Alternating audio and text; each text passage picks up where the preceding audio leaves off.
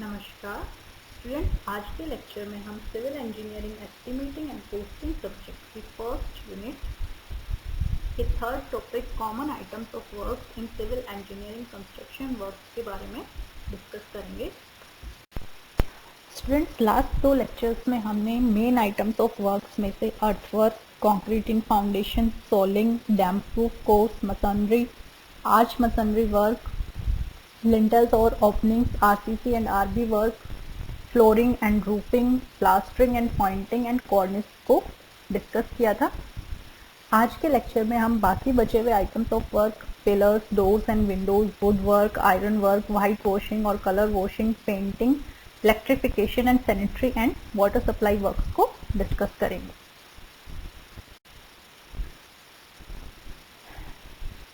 First item of work हमारे पास है पिलर्स। पिलर्स या तो ब्रिक वर्क के होते हैं या फिर कंक्रीट। तो दोनों के लिए जो क्वांटिटी कैलकुलेट होती है वो होती है क्यूबिक मीटर में।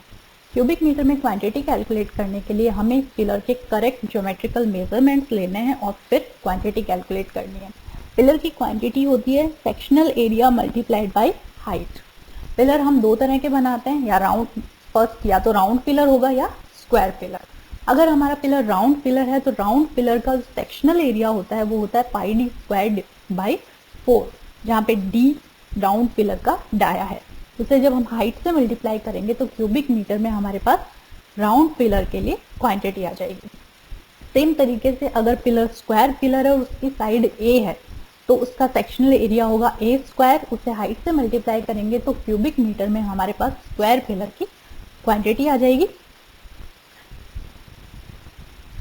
अब बात करते हैं प्लास्टरिंग की। पिलर पे जो प्लास्टर हम करते हैं उसको हम स्क्वायर मीटर में कैलकुलेट करते हैं। अगर पिलर राउंड पिलर है तो हमें पहले राउंड पिलर के लिए उसकी सरकमफेरेंस मेजर करनी है। उसे जब हम हाइट से मल्टीप्लाई करेंगे तो हमारे पास प्लास्टर की क्वांटिटी आ जाएगी राउंड पिलर के लिए। अगर पिलर स्क्वायर पिलर है तो उसका पैरामीटर मेजर करेंगे, उससे हाइट से मल्टीप्लाई करेंगे तो हमारे पास स्क्वायर पिलर के लिए प्लास्टर की क्वांटिटी स्क्वायर मीटर में आ जाएगी। नेक्स्ट आइटम ऑफ वर्क हमारे पास है doors and Windows. Doors and Windows को हम दो पार्ट में डिस्कस करेंगे। फर्स्ट हमारे पास है फ्रेम, चौखट जो हमारी होती है, और दूसरा जो डोर, विंडो लीव्स या और शटर जिसको बोलते हैं वो पार्ट। तो दो पार्ट में डिवाइड करके उसको हम डिस्कस करेंगे। फर्स्ट हमारे पास है चौखट। जो विंडो डोर फ्रेम होती है, चौखट होती है, उसको हम क्यूबिक मीटर में कैलकुलेट करते हैं। क्यूबिक मीटर के लिए 3 डायमेंशन चाहिए। फर्स्ट हमारे पास होती है लेंथ। लेंथ हमारी जो चौखट है उसके हम सारे मेंबर्स की जब हम लेंथ ऐड कर देंगे तो हमारे पास टोटल लेंथ आएगी। मेंबर्स होंगे हमारे पास top member, 2 vertical member and sill member. अगर हमारे पास सिल मेंबर अवेलेबल नहीं है तो हम टॉप मेंबर और 2 वर्टिकल मेंबर्स की लेंथ को ऐड करेंगे। ये जो टोटल लेंथ आएगी इसे हम क्रॉस सेक्शन के जो 2 अदर डायमेंशन है उनसे मल्टीप्लाई करेंगे तो क्यूबिक मीटर में हमारे पास क्वांटिटी आ जाएगी। अगर हमारे पास हॉर्न प्रोजेक्शंस अवेलेबल हैं, इन प्रोजेक्शन को भी हमें लेंथ में ऐड करना होता है। नेक्स्ट, अगर हमारे पास सिल मेंबर अवेलेबल नहीं है तो वर्टिकल मेंबर्स को फ्लोर के अंदर 2.5 सेंटीमीटर से 4 सेंटीमीटर तक इंसर्ट करना चाहिए। नेक्स्ट हमारे पास पार्ट है डोर और विंडो लीव्स और शटर। इसकी क्वांटिटी को हम स्क्वायर मीटर में कैलकुलेट करते हैं। कैसे? जो डोर या विंडो लीव्स या शटर है उसकी हाइट को हम ब्रेथ से मल्टीप्लाई करेंगे तो हमारे पास स्क्वायर मीटर में क्वांटिटी आ जाएगी। जो रिबेट्स होते हैं चौखट में उनको भी कंसिडर करना होता है जब हम breadth and height find out करते हैं। तो चौखट के अंदर जो रिबेट्स होते हैं उनको हम 12 mm से 20 mm तक ले सकते हैं।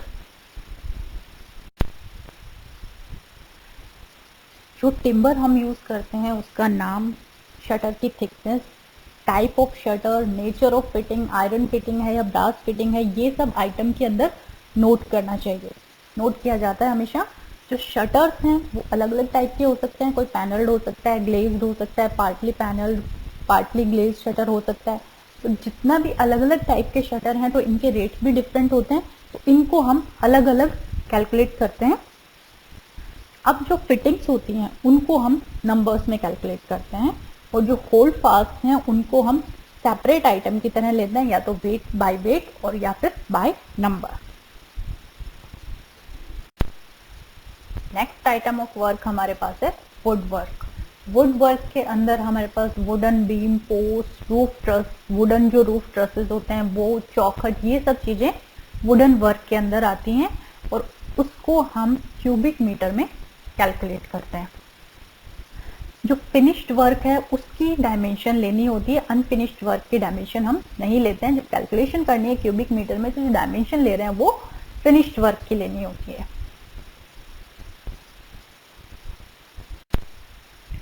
नेक्स्ट आइटम ऑफ वर्क हमारे पास है आयरन वर्क। आयरन वर्क को या तो हम केजी में कैलकुलेट करते हैं या फिर क्विंटल में, और जो क्वांटिटीज हमारे पास कैलकुलेट होती हैं वो कैसे होती हैं, वेट पर रनिंग मीटर हम लेते हैं और उसको जब हम लेंथ से मल्टीप्लाई करते हैं तो हमारे पास क्वांटिटीज आ जाती हैं।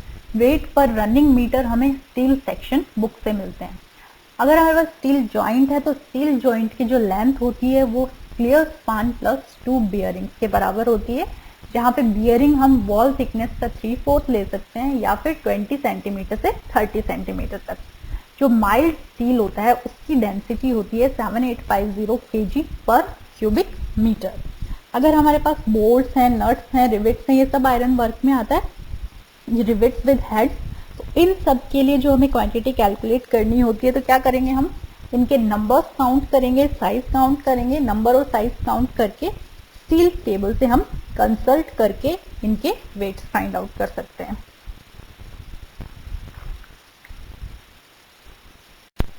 नेक्स्ट आइटम ऑफ वर्क हमारे पास है व्हाइट वॉशिंग और कलर वॉशिंग और डिस्टेंपिंग। तो क्वांटिटीज जो व्हाइट वॉश या कलर वॉश की हम कैलकुलेट करते हैं वो स्क्वायर मीटर में कैलकुलेट होती हैं। सेम तरीके से जैसे प्लास्टर की क्वांटिटी हमने पहले डिस्कस की थी वो भी स्क्वायर मीटर में होती है। जितने एरिया पे जहाँ जहाँ प्लास्टर होता है वहाँ पे सब जगह हमें व्हाइट वॉश या कलर वॉश या डिस्टेंपर करना होता है, तो क्वांटिटी सेम तरीके से कैलकुलेट होती है और डिडक्शन भी बिल्कुल सेम तरीके से होता है। जो इनसाइड पार्ट होता है, घर के अंदर का पार्ट, वहाँ पे व्हाइट वॉश करते हैं या डिस्टेंपर करते हैं, और ये आइटम जैसे हमें इनसाइड प्लास्टर कैलकुलेट किया था सेम तरीके से कैलकुलेट होता है, क्वांटिटी बिल्कुल सेम होती है।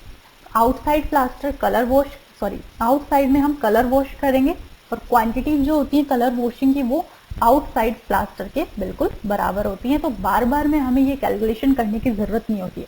अगर हमने प्लास्टर के लिए कैलकुलेशन कर ली है तो जो क्वांटिटी इनसाइड प्लास्टर की थी वही इनसाइड के व्हाइट वॉशिंग या डिस्टेंपर के लिए होगी, एंड आउटसाइड में जो कलर वॉश हम कर रहे हैं उसकी क्वांटिटी जो आउटसाइड में प्लास्टर हमने किया था उसकी क्वांटिटी के बराबर होगी। तो सेम क्वांटिटी हम यहाँ पे लिख सकते हैं।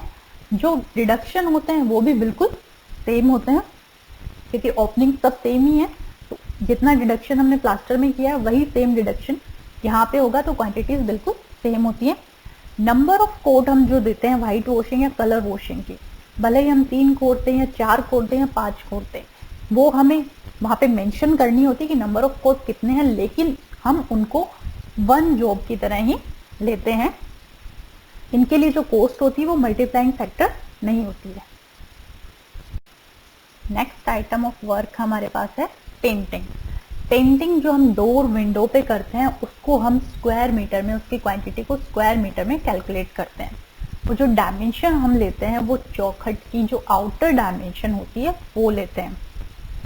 हम क्या कर रहे हैं, चौखट के लिए सेपरेट मेजरमेंट ना करके, सेपरेट कैलकुलेशन ना करके, जो डोर जो वॉल के अंदर हमें ओपनिंग है उसका एरिया ले लेते हैं। एरिया ऑफ वॉल ओपनिंग लेंगे तो उसके अंदर हमारे पास डोर एंड चौखट दोनों पार्ट आ जाएंगे और दोनों के लिए फिर हम कंबाइंड ही कैलकुलेशन कर रहे हैं, तो जो एरिया लेंगे वो वॉल ओपनिंग का एरिया ले लेंगे। लेकिन अगर हमारे पास आयरन की बार्स हैं, ग्रिल्स हैं, इनके लिए जो एरिया हम कैलकुलेट करते हैं वो चौखट के अंदर जो क्लियर ओपनिंग होती है वहां से हम लेते हैं और फिर रेट के हिसाब से कैलकुलेशन करते हैं। अब हमारे पास चौखट जो है उसका जो कॉन्सील्ड सरफेस होती है, जो वॉल के जैम की साइड में होती है, उसके ऊपर हम पहले 2 कोट कोलतार की करते हैं और उसको हम एक सेपरेट आइटम की तरह कैलकुलेट करेंगे। सेम तरीके से जब हम पेंट करते हैं तो पहले हम प्राइमिंग करते हैं, उसके बाद में हम पेंट कर रहे हैं, तो पेंट 1 कोट, 2 कोट या 3 कोट, कितनी भी कोट हो सकती है। तो जो कोड्स हैं उनके जो रेट कवर होते हैं नंबर ऑफ कोड्स के लिए, उसको हम एक ही आइटम के अंदर कैलकुलेट करते हैं। आइटम के डिस्क्रिप्शन में हमें नंबर ऑफ कोड्स मेंशन करनी होती हैं।